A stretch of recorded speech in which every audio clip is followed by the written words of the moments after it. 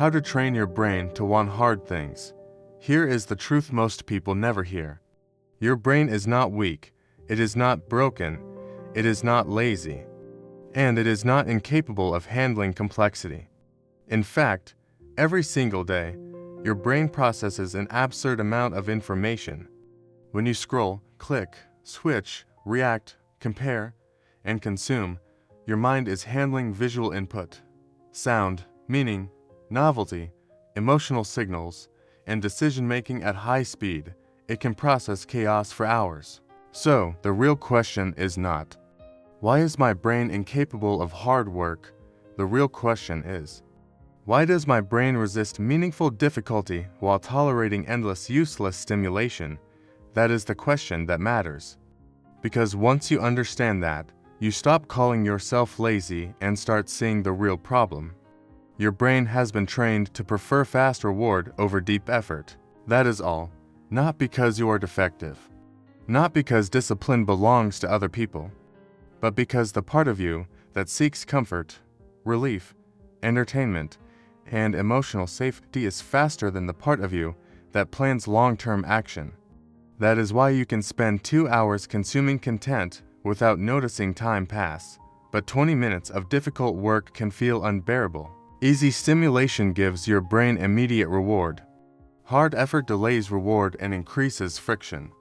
And the brain, unless trained otherwise, tends to move toward what feels rewarding now, not what becomes meaningful later. That is the first thing you need to understand. Your brain does not naturally chase difficulty. It naturally avoids unnecessary effort and seeks efficient reward. That was useful for survival, but in modern life, it becomes a trap. Because now reward is everywhere. Cheap pleasure, constant novelty, infinite scrolling, instant escape, endless stimulation without real progress. And if you live in that environment long enough, your brain starts to lose respect for slow effort. Focus feels unnatural. Silence feels uncomfortable. Boredom feels painful, and difficult work feels almost hostile. So, when you sit down to do something meaningful, your brain reacts like it is under attack.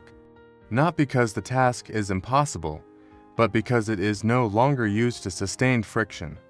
This is where most people make a mistake. They think the answer is more motivation. It is not. Motivation is unstable. It comes and goes. And if your whole life depends on motivation, your discipline will always collapse. What you actually need is retraining. You need to reduce the things that drain your mental control, and then gradually increase your tolerance for deliberate effort. That is how you teach the brain to stop running from difficulty. And there are 2 invisible forces that make this much harder than it should be. The first is open loops. Unfinished tasks, delayed decisions, messages you still need to answer, things you said you would do and never closed. Small responsibilities that keep floating in the background. Each one may look insignificant, but together, they create cognitive pressure. Your mind keeps scanning them, remembering them, revisiting them, carrying them. That background load weakens your ability to focus on what matters now. The second invisible force is unprocessed emotion, frustration you never expressed, stress you never resolved, anxiety you keep suppressing, resentment you carry in silence. When your mind is forced to hold emotion down all day, it spends energy doing that, which means less mental energy remains for focused effort, restraint, or difficult thinking. So, before you try to become more disciplined, you need to remove some of the hidden weight. Start with the open loops.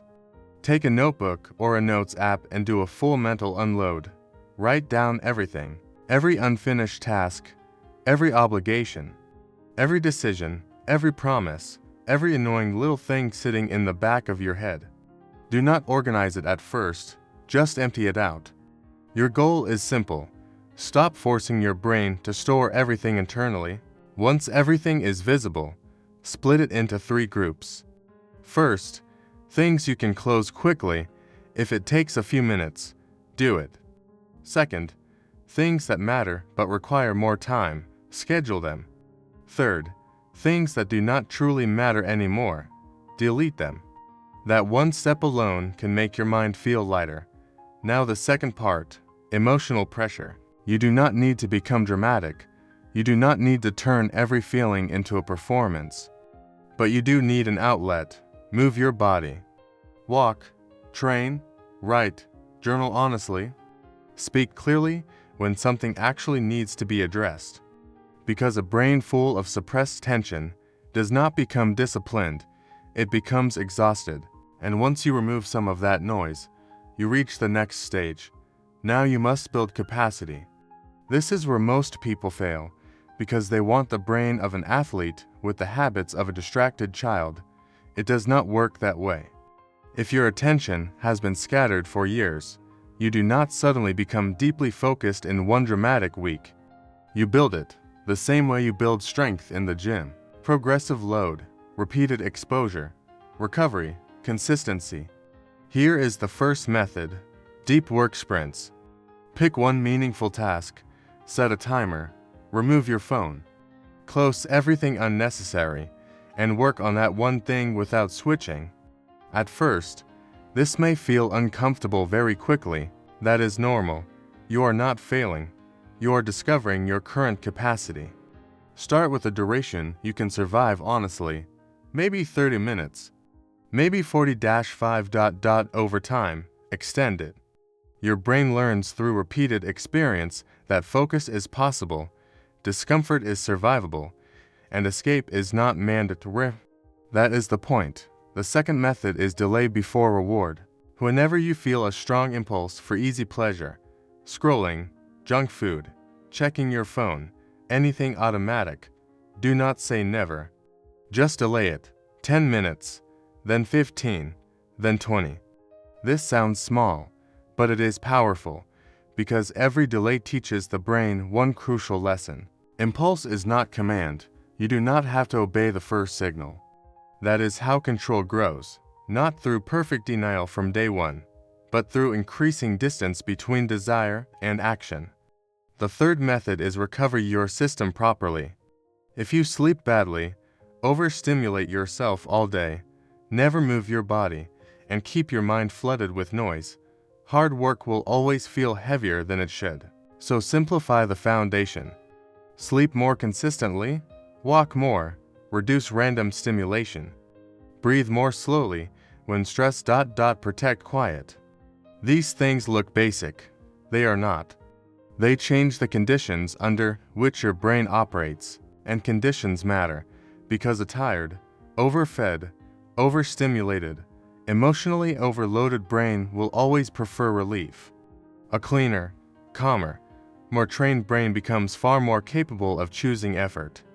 And now we reach the final point. You do not teach your brain to want hard things by forcing yourself into misery.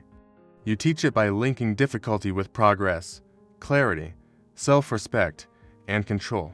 That association matters. If hard things only feel like punishment, you will avoid them. If hard things become the place where you feel powerful, clear, and aligned, your relationship with effort changes. This is why some people eventually begin to crave challenge. Not because pain becomes pleasant, but because challenge becomes meaningful. It becomes proof that they can stay, proof that they can focus, proof that they are no longer ruled by every impulse. That feeling is addictive in the best possible way. And once your brain starts associating difficulty with growth instead of threat, something shifts. You stop seeing hard things as interruption. You start seeing them as training. You stop asking, how do I avoid this? You start asking, who do I become if I stay? That is where the transformation happens. So no, your brain does not need more hype. It needs fewer drains, more structure, and repeated exposure to deliberate effort. Clear the hidden weight, reduce the noise, train focus, delay impulse, respect recovery, and keep proving that discomfort does not control you. Do that long enough, and your brain changes sides. Difficulty stops feeling like the enemy. It starts feeling like the place where your stronger self is built. And once that happens, everything changes. Because the goal was never to become a machine, The goal was to become someone whose mind no longer runs away from the very things that could build a better life. Save this video as a reminder. Laziness is not real. You are capable of more than you think.